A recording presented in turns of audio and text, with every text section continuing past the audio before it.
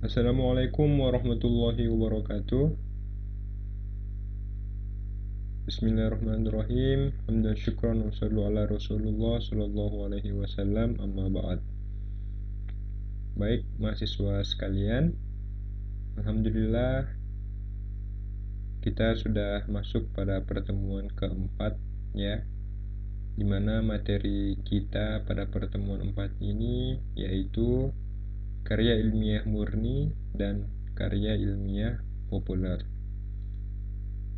Di sini kita akan membahas secara rinci apa saja yang dimaksud dengan karya ilmiah murni ini dan apa saja yang dimaksud dengan karya ilmiah populer ini. Baik. Pertama tapi sebelum itu ya, saya ingin menjelaskan ini terlebih dahulu. Jadi dalam menulis itu ada menulis ilmiah, ada menulis non ilmiah. Ya. Jadi kalau kita menulis suatu karya ya, ada karya ilmiah, ada karya non ilmiah. Nah, seperti apa karya non ilmiah ini? Seperti cerpen ya, kemudian novel ya, ada roman ya, dan lain-lain sebagainya. Kita tidak bahas di sini ya. Jadi kita bahas menulis karangan ilmiah. Nah, menulis karangan ilmiah itu terbagi dua. Ada ilmiah populer ya, dan ada ilmiah akademik atau ilmiah murni. Nah, seperti apa contoh ilmiah populer ini? Nah, itu biasanya terbit ya, artikel yang berada di surat kabar atau koran, di majalah dan sebagainya. Nah, kalau ilmiah akademik atau ilmiah murni seperti apa? Itu seperti laporan hasil penelitian, makalah, skripsi, jurnal ilmiah dan sebagainya. Seperti itu ya. Sampai di sini saya kira sudah dipahami ya, bahwa dalam menulis itu menulis karya itu ada menulis ilmiah ya, ada karya ilmiah dan ada karya non ilmiah. Nah, karya ilmiah ini terbagi lagi, ada karya ilmiah populer dan ada karya ilmiah murni ya, seperti itu. Baik, pertama kita bahas karya ilmiah murni dulu. Karya ilmiah murni. Apa yang dimaksud dengan karya ilmiah murni?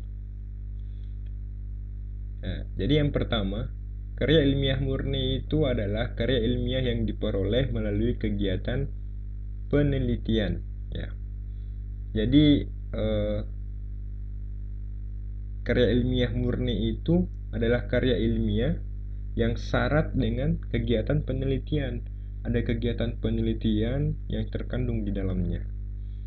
Selanjutnya, artikel dalam karya ilmiah murni itu selalu dikaitkan dengan konsumsi untuk orang-orang akademik saja ya.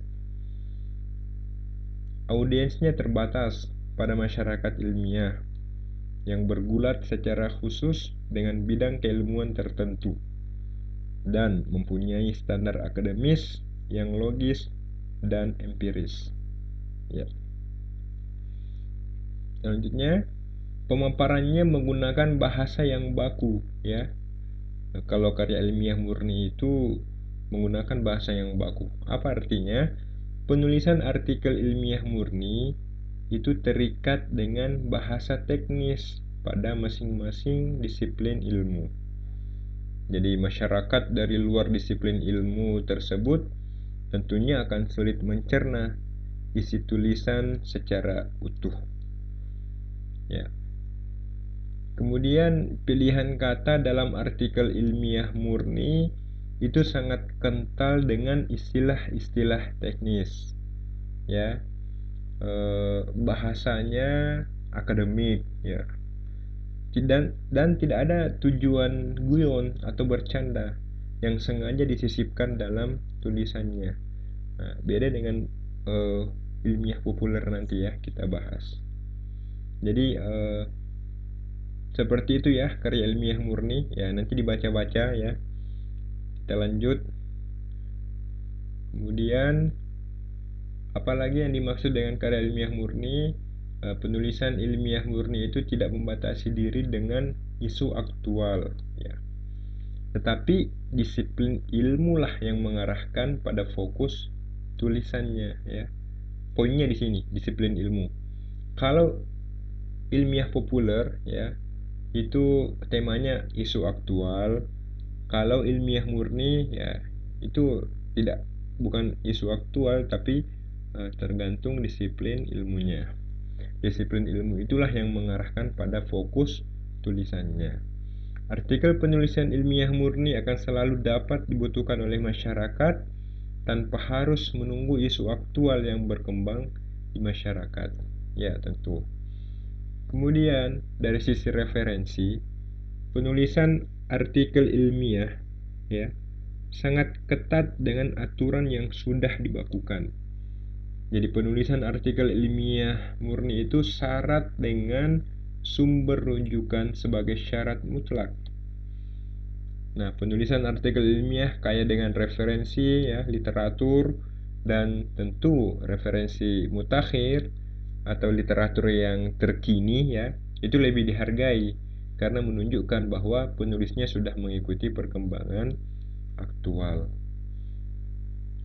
Seperti referensi-referensi di jurnal-jurnal ilmiah ya. Sekarang itu banyak sekali jurnal-jurnal yang terbit.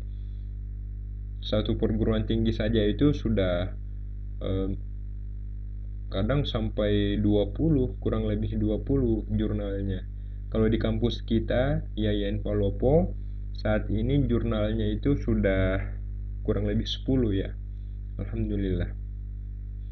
Kemudian terakhir ya, yang dimaksud dengan karya ilmiah murni yaitu nilai gunanya dapat mengantarkan pada peningkatan dan pengembangan ilmu pengetahuan. Nah, seperti itu karya ilmiah murni ya. Jadi saya kira jelas ya. Ini bisa dikaitkan dengan materi pembelajaran kita yang lalu. Ya, ini juga nanti akan saya bagikan di grupnya ya. Jadi nanti dibaca-baca saja. Ya. Lanjut kita bahas karya ilmiah populer. Apa sih yang dimaksud dengan karya ilmiah populer itu? Nah, ini dia. Karya ilmiah populer adalah suatu karya ilmiah yang ditulis untuk memberi wacana atau solusi atas persoalan yang terjadi di masyarakat dengan bahasa yang lebih sederhana dan komunikatif. Kenapa? Karena akan dibaca oleh pembaca yang tidak saja pembaca itu dari kalangan ilmiah, tapi juga oleh masyarakat umum yang heterogen. Apa heterogen ini? Maksud heterogen ini adalah bermacam-macam ya, beraneka ragam. Jadi sasaran pembaca karya ilmiah populer ini adalah semua kalangan, baik itu anak-anak, remaja, dewasa, orang tua ya. Itu semua. Nah, selanjutnya, karya ilmiah populer adalah pandangan ilmiah seseorang tentang suatu masalah yang bisa dipertanggungjawabkan berdasarkan dalil-dalil ilmiah yang disajikan dalam bahasa yang lebih populer agar bisa dimengerti oleh berbagai kalangan. Ya, sama ya. Kemudian, karya ilmiah populer itu merupakan karangan singkat sesuai dengan fakta dan bersifat aktualitas. Artinya ya up to date ya, sifatnya aktual, kekinian ya, terkini. Karya ilmiah populer dalam bentuk artikel itu disusun dengan menggunakan bahasa non-formal secara sederhana untuk semua lapisan masyarakat. Jadi bukan berarti bahasa non-formal kemudian bahasanya tidak baku ya. Ini tetap menggunakan bahasa baku ya, hanya saja bahasanya tidak terlalu formal seperti itu. Bahasanya di non formal karena sasaran pembacanya lagi-lagi adalah untuk semua lapisan masyarakat, untuk semua kalangan ya, seperti itu. Nah, lanjut. Kemudian karya ilmiah populer adalah, ya ini ada juga yang mengatakan ya, karya ilmiah populer adalah tulisan ilmiah yang dipublikasikan di media massa. Mana yang dimaksud media massa ya ini surat kabar, majalah ya, atau sejenisnya, ya koran. Dengan mengetengahkan masalah hangat, ya, menggunakan bahasa populer, ya, baku, dan mudah dipahami oleh pembaca. Memang mudahnya dipahami oleh pembaca itu merupakan syarat mutlak dari karya ilmiah populer ya. Beda dengan karya ilmiah murni tadi yang sasarannya adalah masyarakat di masyarakat akademik ya. Itu sasarannya. Jadi masyarakat tertentu ya. Beda dengan karya ilmiah populer yang sasarannya adalah masyarakat secara umum ya. Lanjut, karya ilmiah populer yang baik ya. Setidaknya membutuhkan riset atau data guna menguatkan argumentasi penulis untuk menekankan gagasannya. Jadi sebaiknya meskipun karya ilmiah populer itu tidak harus dengan penelitian, tapi sebaiknya membutuhkan data ya atau riset kecil-kecilan itu guna menguatkan argumentasi penulis ya untuk menekankan gagasannya. Nah, terakhir, materi penulisan ilmiah populer itu tetap dituntut untuk mengacu pada proses berpikir ilmiah ya. Ya memang seperti itu ya karena karya ilmiah populer. Artinya berpikir ilmiah itu ada yang dipermasalahkan, ada kajian teori yang relevan, ada pembahasan atau analisis data, dan ada kesimpulan. Ya, seperti itu ya. Jadi meskipun ini adalah populer, karya ilmiah populer ditujukan oleh seluruh lapisan masyarakat, tapi juga harus mengacu pada proses berpikir ilmiah dalam pembuatannya. Artinya ada yang dipermasalahkan ya, ada masalah, ada isu, kemudian ada kajian teori yang relevan, kemudian ada pembahasan atau analisis datanya, dan terakhir ada kesimpulan. Nah, itulah bagian-bagian ya yang dimaksud dengan karya ilmiah populer. Sudah kita bahas karya ilmiah murni tadi itu seperti apa dan karya ilmiah populer itu seperti apa. Kita simpulkan ya, kita simpulkan.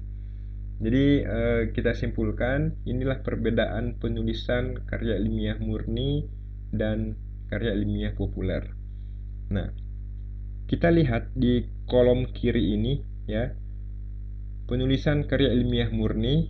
Nah, kalau di sebelah kanan ini penulisan karya ilmiah populer. Pertama, kalau karya ilmiah murni itu menggunakan bahasa teknis ya, bahasa teknis. Kalau karya ilmiah populer menggunakan bahasa populer ya, bahasa yang disenangi oleh masyarakat ya. Kenapa populer? Karena ya lagi-lagi itu untuk semua kalangan.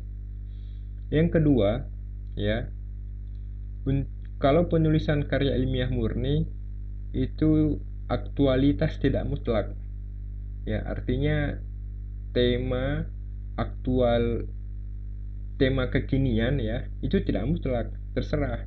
Karena lagi-lagi telah kita bahas tadi ya, ilmiah murni itu bukan karena isu aktual tapi karena disiplin keilmuan ya. Jadi disiplin keilmuan itulah yang kemudian ditulis ya untuk sebagai transmisi disiplin ilmu ke depan, seperti itu.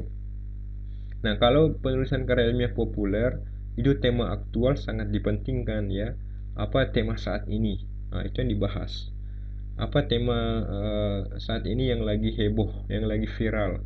Nah, itu kemudian ditulis dan diterbitkan di media massa. Yang ketiga adalah kalau penulisan karya ilmiah murni ya, konsumsi pembacanya itu terbatas ya. Hanya untuk masyarakat akademik saja ya. Seperti contoh skripsi ya, skripsi nantinya kalau adik-adik sudah menyusun skripsi, nah coba nanti dilihat hasil skripsinya itu kalau kita bawa ke masyarakat ada tidak yang mau baca ya. paling satu dua, itu pun yang membaca itu kesulitan. Apa sih maksudnya ini? Apa maksudnya ini ya?